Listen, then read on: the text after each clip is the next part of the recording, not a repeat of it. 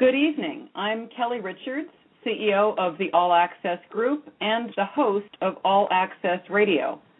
I've spent over 20 years creating innovative alliances in the digital media industry and driving the convergence of music, entertainment, and technology between major content companies, technology companies, and established musicians and celebrities. Tonight's guest on my show is Ralph Simon, a longtime colleague. Ralph is acknowledged as one of the founders of the modern mobile entertainment industry. Over the last 15 years, he's been a prominent global mobile trailblazer and innovator. Ralph serves as president and CEO of the London-based Mobilium Global, which provides high-level strategic advice and guidance to mobile handset makers and others, and he co-founded the successful Zamba Group. Ralph correctly predicted back in 1997 that mobile phones would become indispensable, and he was dubbed father of the ringtone. In a world that's increasingly dominated by the needs, tastes, and devices of what are called Screenagers, Ralph is well placed to continue spreading his and Mobilium Global's expertise around the globe. In May 2013, Ralph was officially appointed to be the global ambassador for CTIA, the wireless association based in Washington, D.C. 2013 has been a hectic time for Mobilium Global and Ralph alike. Continuing to travel the globe on a relentless search for the latest mobile innovation, there's been a lot of emphasis on Africa, Asia, and the Americas of late. We can't wait to hear about it all. Welcome, Ralph. Hi there, Kelly. Great to be on your show and good to talk with you in California. Well, thank you so much. I always have to ask where you are because, in fact, you are on the move. You're never in one place very long. I'm a human doing, not a human being, and always try and be on the move, largely because one has to be on a relentless pursuit to try and find what is new in mobile, and particularly some of the new trends in mobile, and especially because mobile is really increasingly becoming the remote control of contemporary modern-day lifestyles, urban and rural. There's no doubt about that. And, Ralph, you know, one of the things I love about you is you're such a great orator. You're a great speaker and conference keynote person. That we've worked together on many conferences over the years. And you're just so articulate and so on top of the trends. It's refreshing, I must say. Thank you very much. For our listeners, Ralph and I do have some history from our days at EMI Music, one of the big four record labels. And also, we worked together in the late 90s briefly on a startup in the mobile music world called Moviso, which Ralph was the chairman. So we do go back a ways. But before we move on to a more business-oriented chat, Ralph, could you share with our listeners what motivates you, what your passions are, both on a personal and professional front?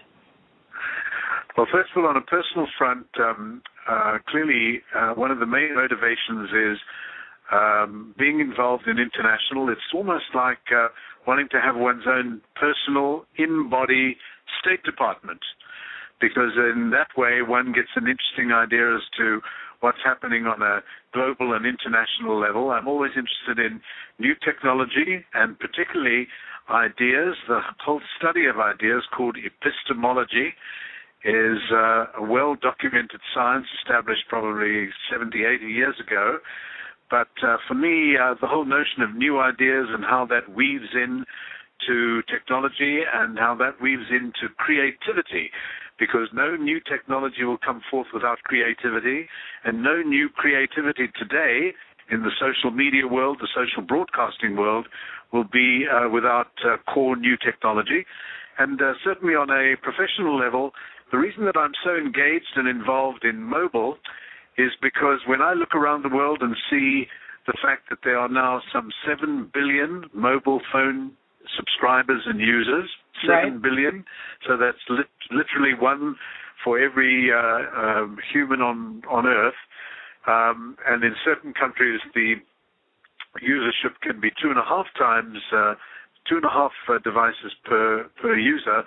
The fact of the matter is that this mobile revolution, which really started probably in the early 90s when it was dominated by the likes of Nokia, has really morphed into a much more widespread and very important tool and influencer and shaper of modern living, modern lifestyles, modern politics, and most important of all, modern convenience that is changing the way that people's lives are conducted. Yeah, I couldn't agree more, Ralph. Think about the days when we didn't have mobile phones.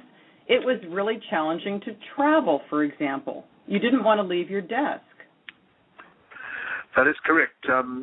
When one thinks now in terms of early days of mobile, one is sometimes drawn to the very early days of the first mobile phones, the first devices that looked somewhat like a big plastic brick. But of course that has changed, and a factor that is often cited is that today's smartphone, today's Android or today's iOS Apple phone or today's Microsoft Windows 8 phone is carrying more firepower than the spaceship that actually landed on the moon in the late 60s. Now, of course, that is nearly 50 years ago, but even so, it's just interesting to note that in the palm of your hand, you're carrying enough electronic power to have originally powered one of the lunar spacecraft. Yeah, it's shocking. It really, really is. And, to think about it, I have to ask you, if there were no roadblocks at all, Ralph, what would you say would be the next big thing, the next game changer in digital media and mobile that you would create if you could? I think there would be two key areas that would bear a lot of emphasis. One is the whole very fast emerging area of wireless and mobile health and wireless and mobile wellness, and a key element of that is something that is being called personal telemetry. So, for example, the whole notion of distance diagnosis, the notion of diagnosing conditions in your body, including vital signs, blood pressure, even examining the veins, the vascular system in your eyeball to determine whether you might be a carrier of diabetes. This is an area that is occupying a lot of very smart minds around the world. And interestingly enough, in California, in San Diego, some of the core chips that really enable this kind of mobile health are actually being created by a company down in San Diego called Qualcomm, whose health division, called Qualcomm Life, is actually right at the apex of a whole lot of interesting developments in this area, as is a group in San Diego known as the Wireless Life Sciences Alliance. So in answer to your first part of your question, clearly this is a really important area because looking ahead a year, 2 years from now, your mobile device will actually serve as a key medical health wellness interlocutor for yourself. The next thing that I think is gathering in traction, and it's been exhibited by the Silicon Valley company Square, originally founded by or co-founded by Jack Dorsey, one of the Twitter co-founders. Right. But Square is somewhat late to the game of mobile money and mobile commerce. And in fact, if the truth be told, mobile money in its original form actually was evolved 7 years ago in, of all places, Kenya in East Africa, where the very first successful trial and then implementation of mobile money where people could use minutes as their money evolved in the streets of Nairobi in Kenya, but now is sweeping worldwide, where people now are accustomed to paying for goods, services, and a whole host of different things just simply by pointing their mobile phone. Right. Now, that's exciting, Ralph. And, of course, there has been a lot of emphasis on mobile in Africa. You yourself come from South Africa originally. What are Africa's segments for potential mobile growth? Well, first of all, in Africa, you've got to have a look at the numbers. 1 billion people, and incredibly fast pickup of mobile phones. It's completely leapfrogged old wireline technologies in a very substantial way. Right. There are approximately 700 million mobile phone subscriber users now in Africa.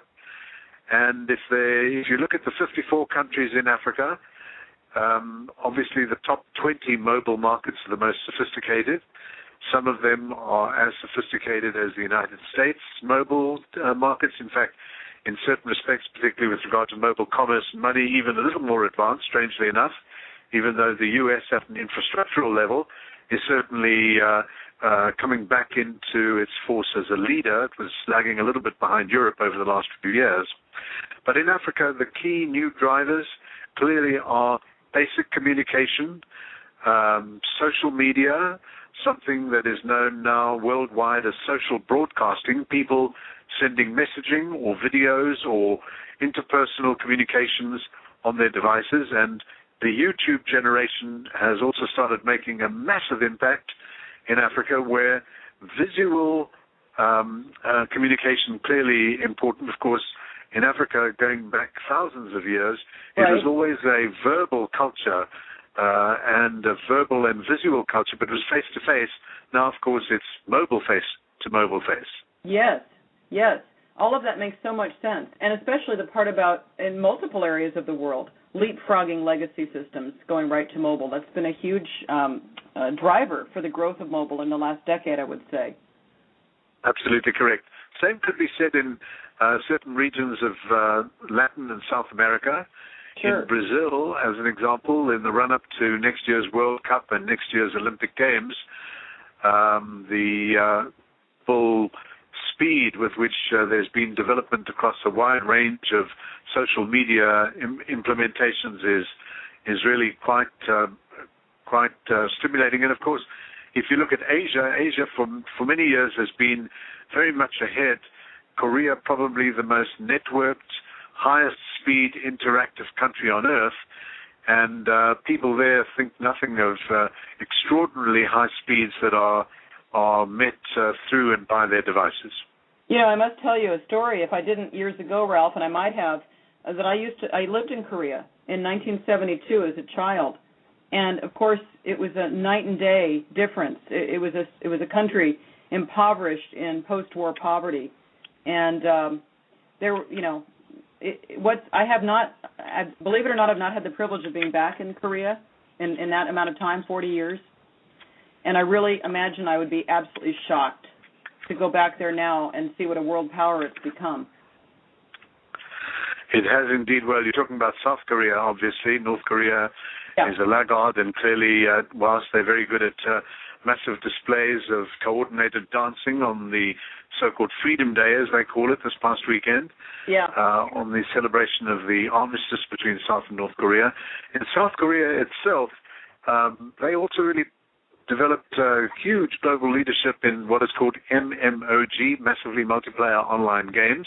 Mm-hmm. And that technique and technology, interestingly enough, was further exemplified more recently last year by the massive global success of Gangnam Style, and that particular piece of great video creativity, which manifested itself hugely on mobile phones, sustains the record as being the most watched video on YouTube of all time, just under 2 billion video views, and those video views in themselves brought probably $12 to $15 million of income to Psy, the fellow who was behind the song, the 35-year-old suburban artiste that created the visual, the song, and so forth in Korean, but it should be known, managed by a Los Angeles manager, the same guy that manages Justin Bieber, is really responsible for helping break that in North America. Scooter Braun gets all the credit, or a good chunk of it. But that is an incredible story of what's happened. And, 2 billion, that's a big number. It's pretty much 1 in 3 people in the world. Do you see that? Let me hold that question just for a moment, because I do want to come back to the impact of Vevo and YouTube with you, but I think there's something to be said, given our collective history on the music side and the impact of what's happened with Psy as an example. Let me come back to that in just a moment, Ralph.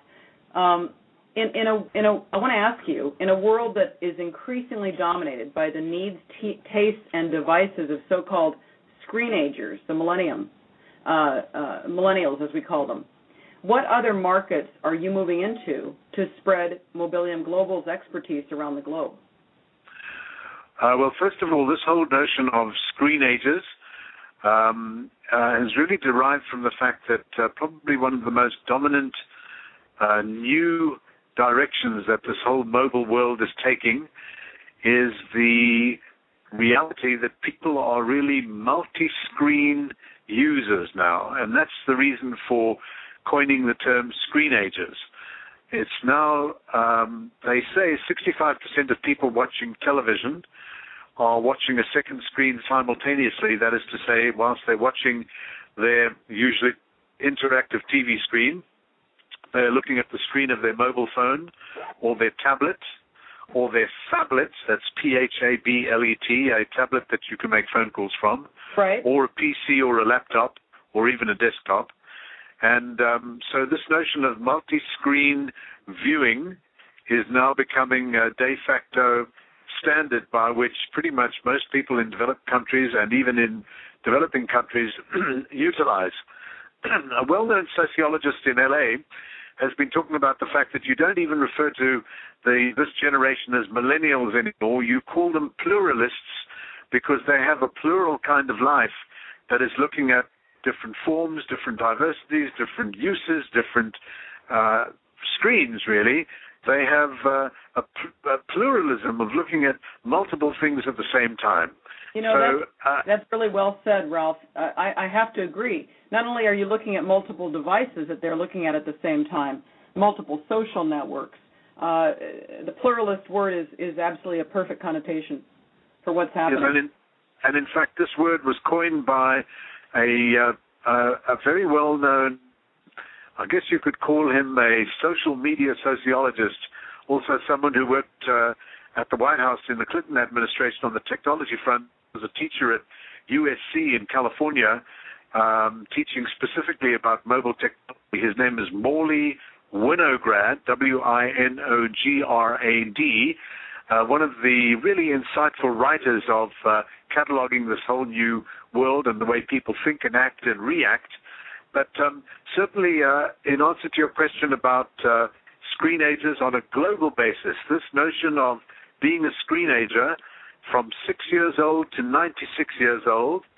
I know my mother, who lives in L.A., who just turned 90 this weekend, is a screenager. She looks at her phone and her email and her laptop at the same time, and at 90, she deserves some credit, but so does a 6-year-old who walks up to a big TV screen, tries to pinch it like they pinch a tablet, and can't quite understand why it doesn't respond in the same way. So I think that you're seeing this as a very broad-based reality that's affecting people in countries all over the world.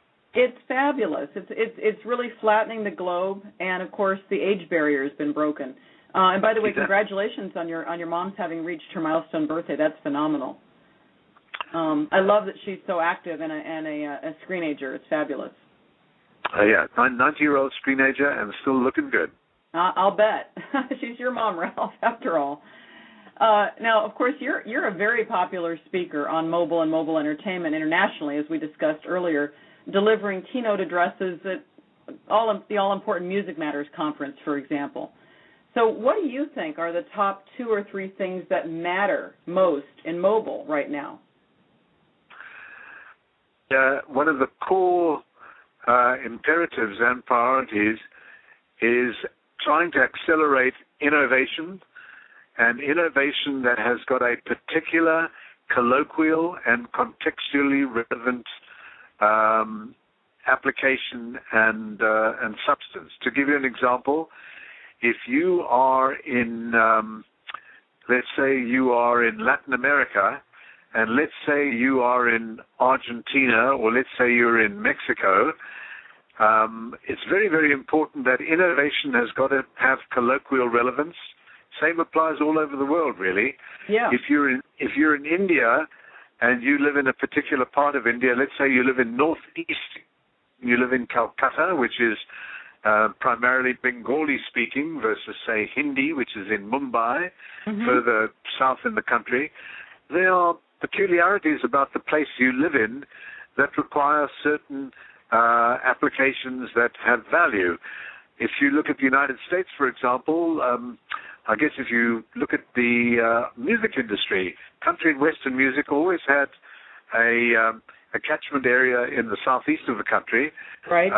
And similarly, people would always say that if you went to the industrial belt of Detroit or Toledo or Cleveland in and you looked at the industrial area, that really seemed to favor a different kind of music. But also in terms of innovation and colloquial relevance, contextual relevance, that is the key driver, because that is what is going to build and develop innovation that has got relevance for people in the areas in which they live, and will also put them to pay for innovation on their devices. Yeah, quite so. We've been talking together, I think, about contextual relevance for at least a decade, you and I, and really it's also the key to monetizing all of this activity. You know, people won't mind paying for advertising if it's contextually relevant. That is absolutely correct, and I think where this goes even further is you're seeing much more of of a kind of localized importance as the world gets bigger, more complex, some would say. Certainly, things moving faster. You tend to find your place in an area in which you live, and even though you might be connected to the internet and connected to internet news and so forth, it's your local environment that affects your day-to-day interaction. Here's an example. If you live in Los Angeles, just as an example, versus, say, other parts of the country, traffic patterns are very irregular. So there's a company in Israel that created an incredible platform called Waze, W-A-Z-E. The company just got acquired, I believe, by Google, or certainly someone in Silicon Valley, for over $1 billion. Right. And Waze is an app that pretty much allows you to determine which would be the best routes you could take to overcome major urban traffic. And in Los Angeles, with irregular traffic patterns, there's no such thing as rush hour any longer. You can be caught on the 405, sometimes dubbed the world's largest parking lot, at any time. Day or night. Just a day or night, exactly. But what was interesting is, here was an application made by a small team in Tel Aviv, in Israel. That particular application had colloquial relevance in a number of major urban centers around the world, and ultimately ended up making the creators of it multi-millionaires because of its use. Indeed, it's a great example, and frankly, probably becoming pretty indispensable to the savvy that are using it. And I wouldn't be surprised if it were built into cars at some point. That's certainly starting to happen. And in fact, talking about cars, the other two apps that have also been standouts, one is Uber, a lot of coverage on Uber in the United States. Indeed. The town car service that comes to your door and in a matter of minutes. And its European equivalent is called Halo, H-A-I-L-O. You hail a cab. Right. Fantastic app where they got nearly 1 million credit card users just in London alone over the space of about 14 weeks. It was a perfect encapsulation of what an app should be. It provided a localized service that improved your life, that gave you a very quick response and immediate gratification, and also provided a tool with which you could overcome obstacles in your day-to-day life. Right. Yeah, that's a brilliant example. And Uber is just catching fire in so many ways, so quickly it's hard to keep up. Ralph, what is a global mobile warrior? Could you expand on that? A global mobile warrior. It's from that great tribe of technology innovators that stemmed from the Vikings and the Zulus and the pioneers and the Lewis and Clarks, but in an innovation way. A global mobile warrior is really just somebody who is intensely interested in mobile and mobile development and is on the warpath all the time looking for something cool that could be added to a mobile device. Why does that sound like you, Ralph? That sounds like a description of you. Well, I don't know. I sometimes am a warrior with an O rather than a warrior with an A. But it was just a phrase that we had coined because we just figured that if you are on the front lines of innovation warfare, trying to come up with really cool stuff, you have to look at global. I mean, one of the interesting things is every February in Barcelona, you have a major event called the Mobile World Congress, right, where you get 70,000 people, professionals, coming to it including about 50 government delegations. And interestingly enough, the next year there's going to be a massive, probably I think the world's greatest global convention taking place in the United States next year. That is going to be a melding together of the Mobile World Congress and also the big annual CTIA convention that usually takes place in Las Vegas. Yes. Largely because for the first time you're seeing a unification around the world of probably all 800, 900 or so mobile network operators, mobile device makers, mobile infrastructure providers, recognizing that unity is better than territorial disunity. Something tells me you're something of an ambassador in making that happen, Ralph. I've been working with both the GSM Association that does the Barcelona Mobile World Congress and also CTIA for a number of years, largely because I'm always intensely interested in what's coming next. And in fact, this week in Silicon Valley is a very important leadership group of CTIA looking at some important new innovations, developments, initiatives that are driving the industry forward. One of the key things that CTIA are responsible for, which people in America might not be aware of, is this. Any wireless device, any mobile phone, any mobile piece of equipment cannot be sold in North America until and unless it has been certified as okay and approved by CTIA. It's kind of like the good housekeeping seal of approval. Yes. So the second thing that CTIA is important for, aside from helping shape legislation going through the FCC into Congress, is managing the short code system across North America and now increasingly all of Latin and South America. Right. Right. No, they play several key roles, not the least of which is the third point, which is networking everybody in the space to come together and do business. Exactly correct. Very important business function, looking at ways in which there can be increasing globalization of the American business.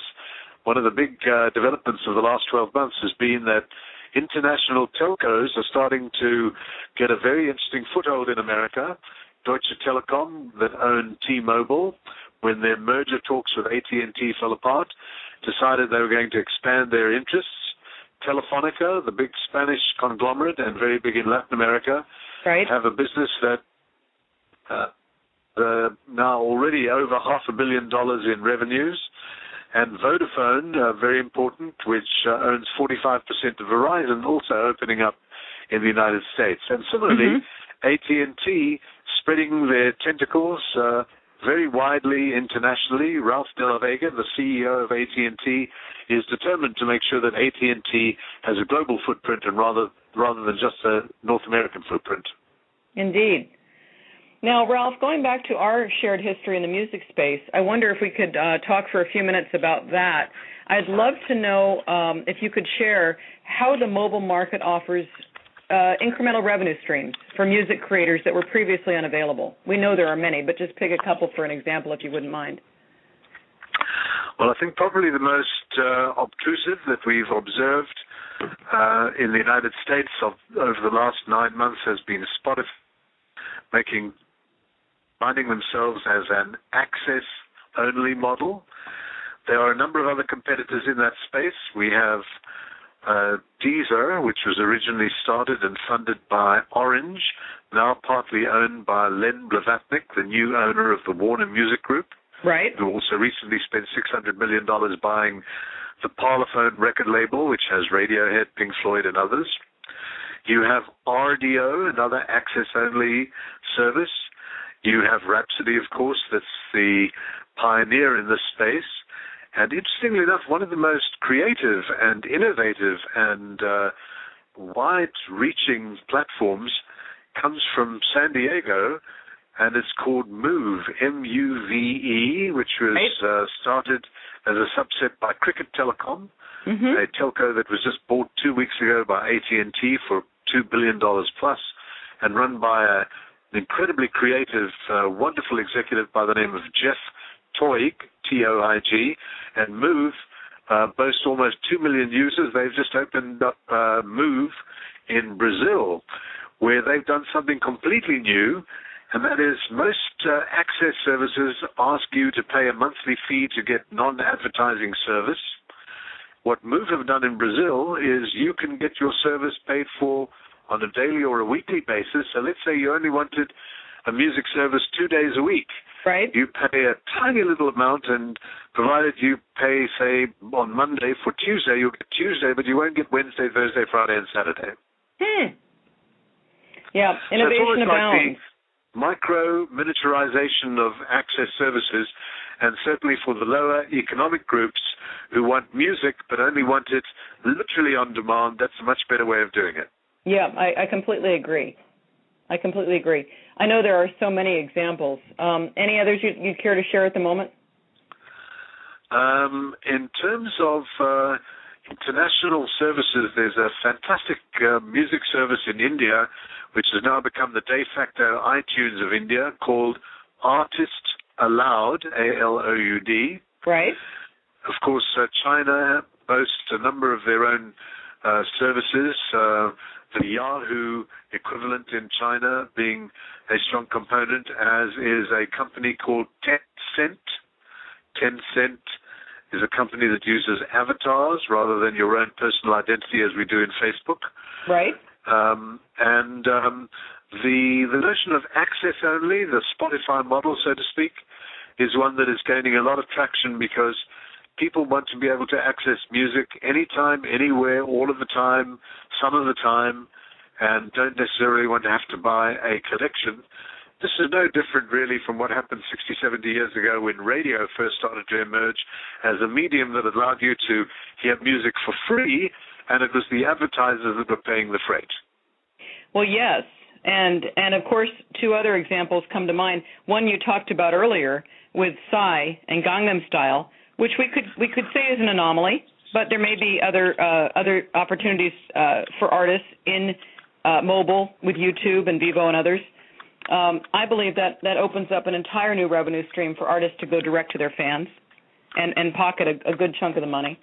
And another example that you may or may not be aware of, Ralph, you're pretty informed, so you probably are, an app company called Jamit, run by a friend of mine, Scott Humphrey, which basically, and this is in the category of incremental revenue streams, right, for artists.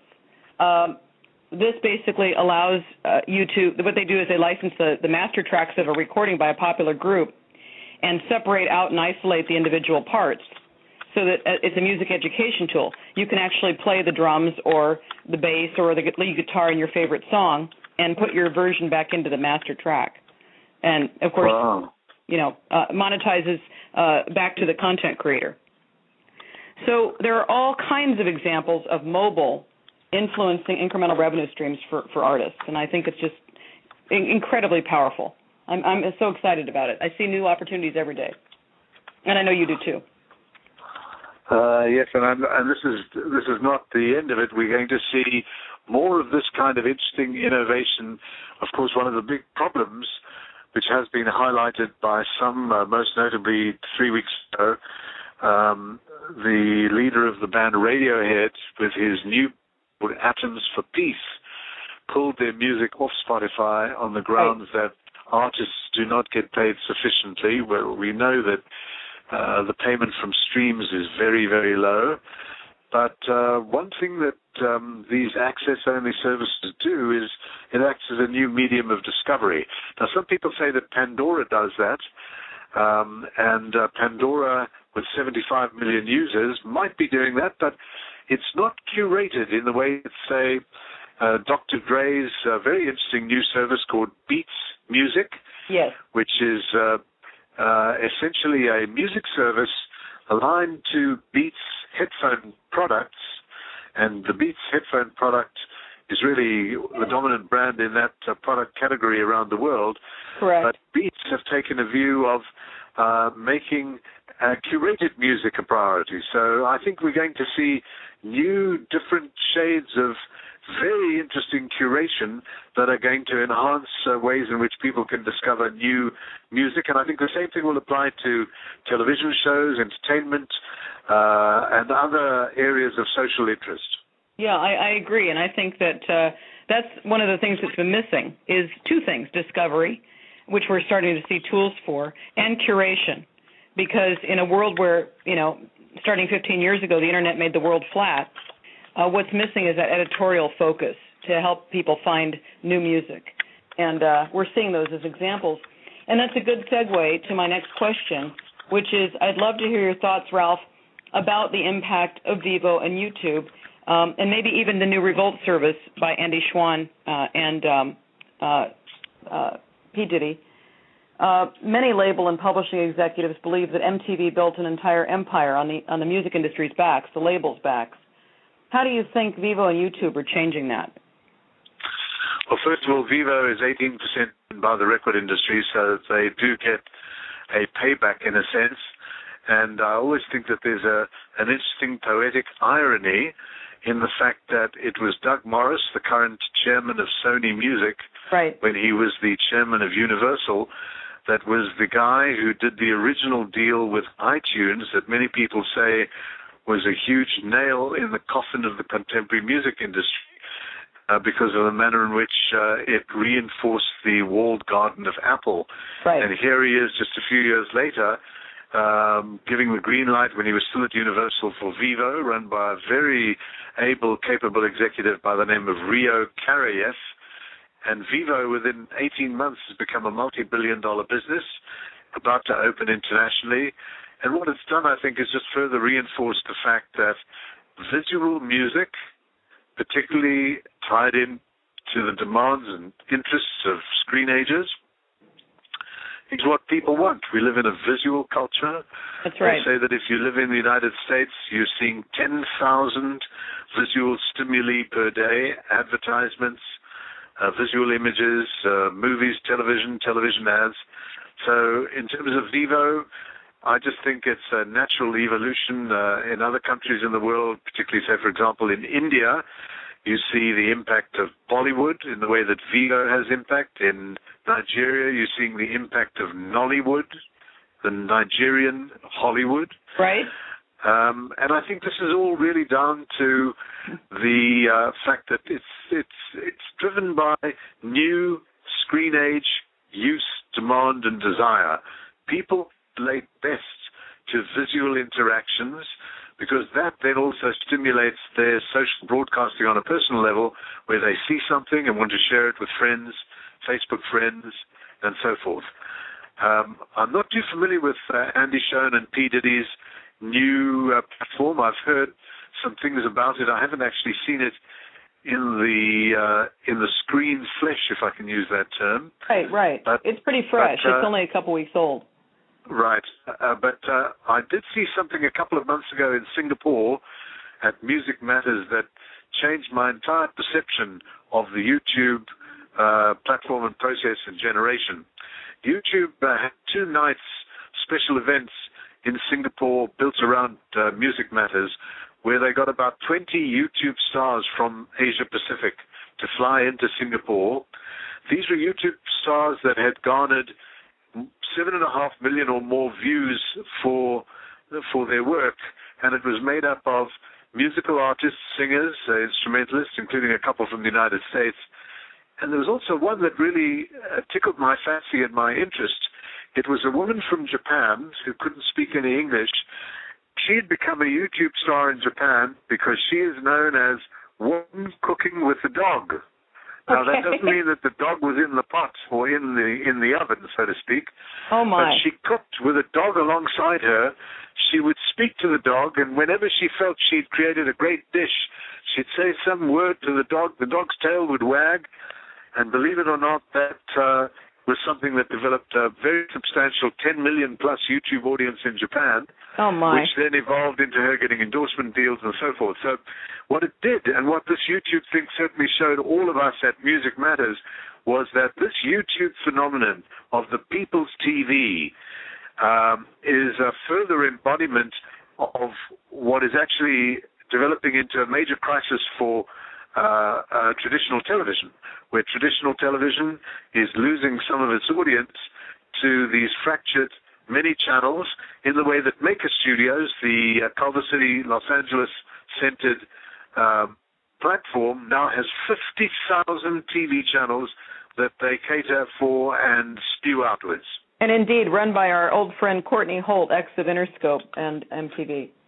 And MySpace, a wonderful, brilliant executive, really smart, creative, a real innovator par excellence. Indeed, and as was Rio Karayev from his days at Universal, running the mobile focus, having the vision for Vevo and running with it. You know, we hang with some pretty smart people. I'd say, Ralph. By the way, out of curiosity, the YouTube piece around Music Matters with the artists that they brought over to Singapore, was that tied in any way to the Social Star Awards that took place at the end of May? Not as far as I know. I think this was done as an initiative that was built around showing and reflecting the significance of the emerging YouTube culture generation, and that boundaries were blurred because, let's say, for example, there was someone in the Philippines that did something in the Tagalog language, but that captured an interest with the diaspora of Filipinos living all over the world that then got some more views. I'll give you an example. Dominican Republic is a small island in the Caribbean, yet there are 2.5 million Dominican Republic citizens that now live in the United States. That community in their little diaspora is almost as big as the number of Nigerians living in Houston or the number of Filipinos living in San Francisco. But these international diasporian communities, when they hear about something in the home country that becomes popular, they will spread that, and you then start seeing a YouTube growth, almost amoeba-like, spreading around the world on an international basis. That's another very important new development, the diasporian communities around the world that really spawn, produce, and accelerate the wider manifestation of popularity on YouTube. Yeah, and in fact, I have two examples of that to share with you. I was invited by the State Department to go speak in Trinidad and Tobago with the U.S. Embassy a couple months ago on this very point.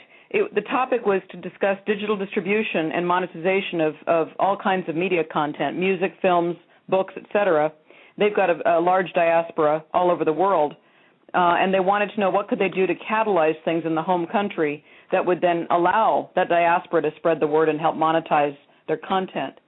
And another thing, I'm co-managing a group. I don't know if you're aware of this. I'm co-managing a all-girl group, kind of a Pan-Asian Spice Girls, called Blush.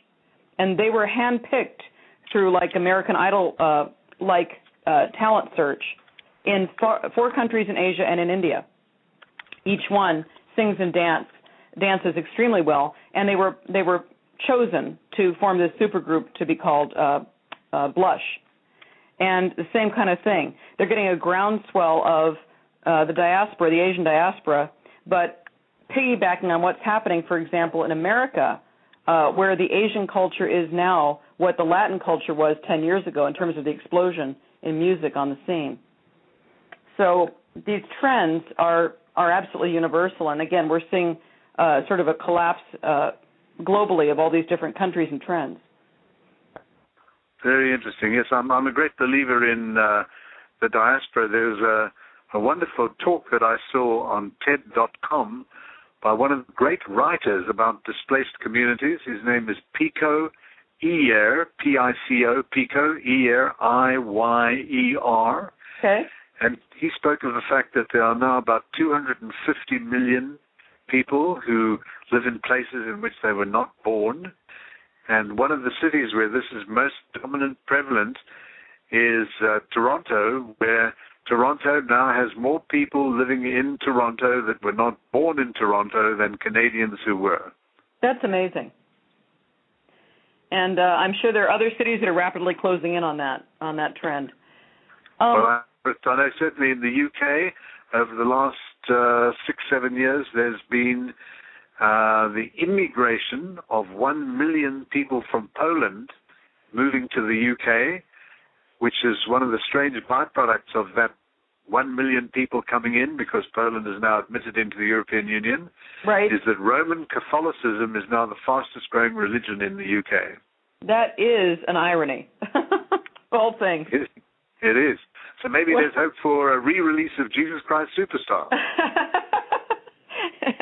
That's pretty funny. Well, Ralph, what, if any, impact do you think the flood of cheap smartphones and tablets is having on the mobile entertainment industry at large? This is a very, very important development.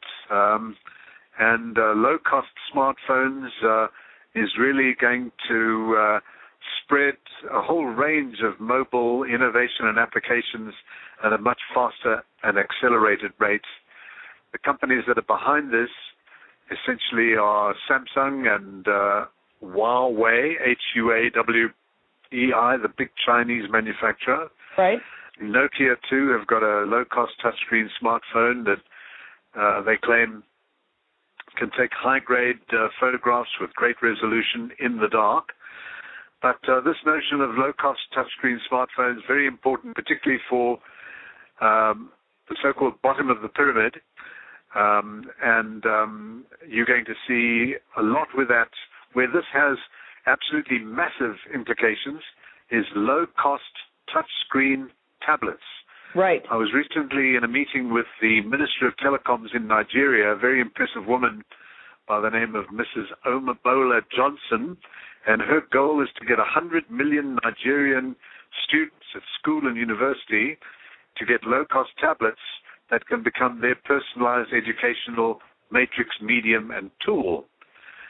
We've seen, for example, a $35 retail-priced tablet being on sale in India, a Canadian-Indian partnership that makes these. Limited programming on it, but nonetheless a key device. And when you look at what's happening in Silicon Valley with companies like Coursera, which was started out of Stanford, and if you look at what Yale and Harvard are doing with educational courses at university going online, right, the notion of low-cost tablets, I think, is a revolution that's currently gestating and in the making. Well, it was something that when I was at Apple, Steve Jobs was really excited about making happen. And whether it's the iPad or a yet-to-be-designed low-cost laptop, that was his vision, and I think he was spot on as usual in terms of the trend. He was spot on, and hopefully Sir Jonathan Ive is brewing up something in the secret labs underneath. No doubt in my mind. I mean, I honestly believe, people ask me about that all the time. I do believe Steve left a blueprint with Johnny Ive. Johnny had one of his own, I'm sure, that will continue to propel Apple for years to come in terms of innovation. And we do rest a lot on Johnny Ive at this point for driving that, obviously. We do, although I must say that some of the developments that I've seen in Korea, the Samsung technology is very interesting. Yep. Seen some very interesting technologies coming out of new incubation cities that have emerged. And some of those incubation cities include Helsinki, certainly in Germany, in Munich, in Vienna, some interesting technologies for education. And in Cape Town, of all places, in South Africa, a very important incubation center where a lot of Amazon's cloud is now being developed, largely because some key Amazon employees decided to return to Africa to continue working on Amazon's cloud. Yeah, that's phenomenal. As we keep saying throughout this call, I think the common theme, Ralph, is that the world is getting a lot smaller, and we can't just people should never have the myopic view that it's all coming from the U.S. It's not true at all. Well, the most interesting thing is, here's an interesting factoid for you and those that are listening or watching this particular channel today. The third largest video game company in the world, most successful, is not based in the United States, it's not based in Canada, it's not based in the UK. Where do you think it's based, Kelly? Korea? No, it's not in Korea. Boy, I think I'd lose that on food. If I said to you Turkey, Would that surprise you? Not really. I just didn't think long enough about it, but not at all. There's so much innovation coming out of Turkey. Very smart people there, good technology education there. And a very wealthy country, isn't it? Certain cities are.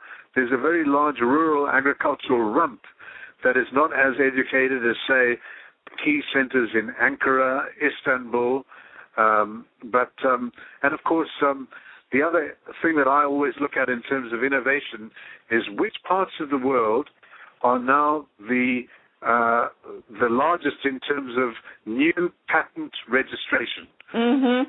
That's a clue.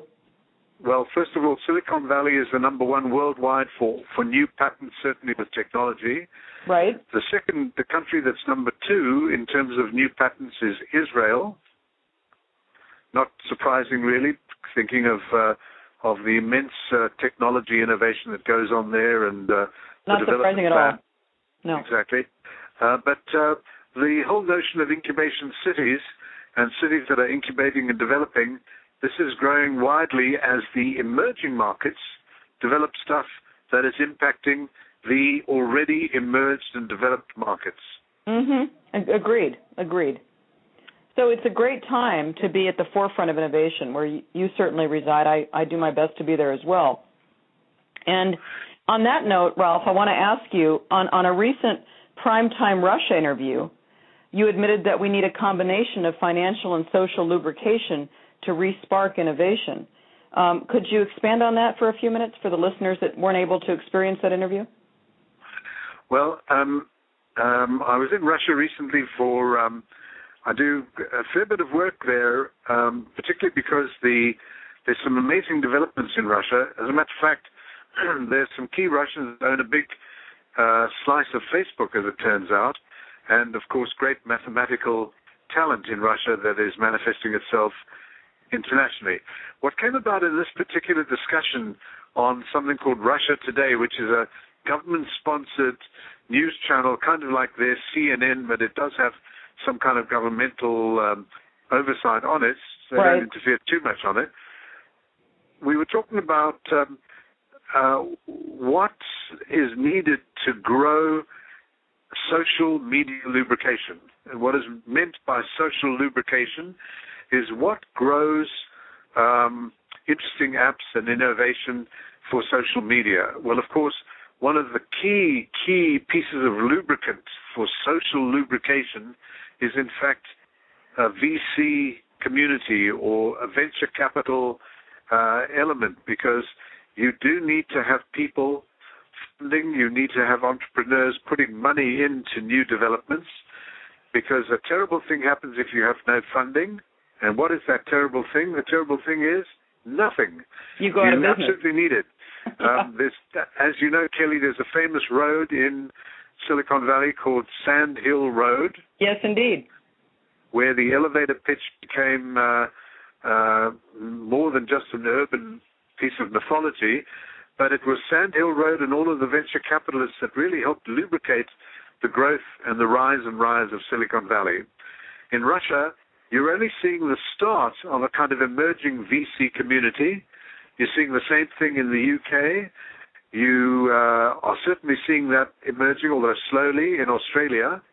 Probably one of the greatest social lubricators in the world today is Masayoshi Son, the founder of SoftBank, who's just committed to pay $25 billion to buy Sprint. Right.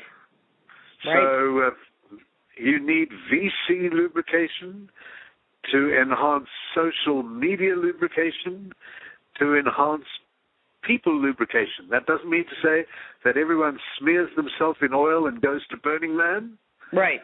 It means rather these are the tools by which you'll find acceleration of innovation. Indeed. Well, Ralph, I have loved our time together, and I'm just looking at the clock and realizing we're running out of time. I have one last question for you, if you could answer it reasonably succinctly, owing to the time limitation. But I want to know something I ask all my guests, Ralph. What comes next for you? You've done so much in your career, but what's the one project or collaboration that you've not yet started that you dream about creating yet to come?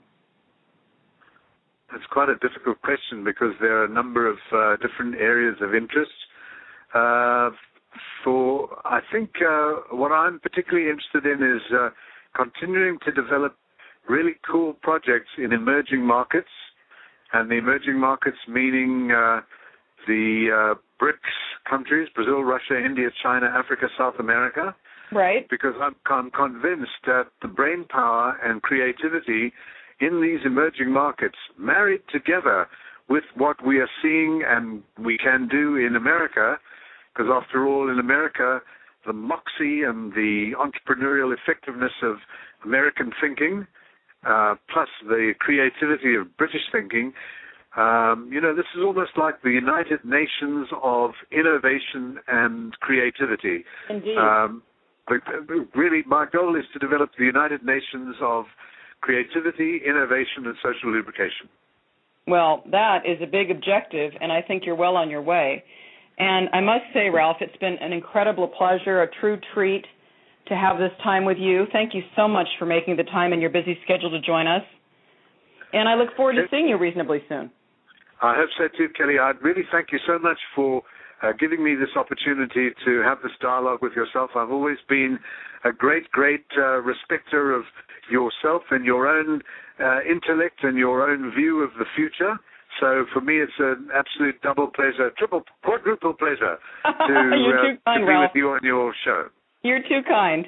I want to thank you again, as well as my show producers, Mary Agnes and Tommy Antonopoulos, for the wonderful work they do week to week, and, of course, our listeners. We'll hear you all again next week on the next edition of All Access Radio. Good night, everybody.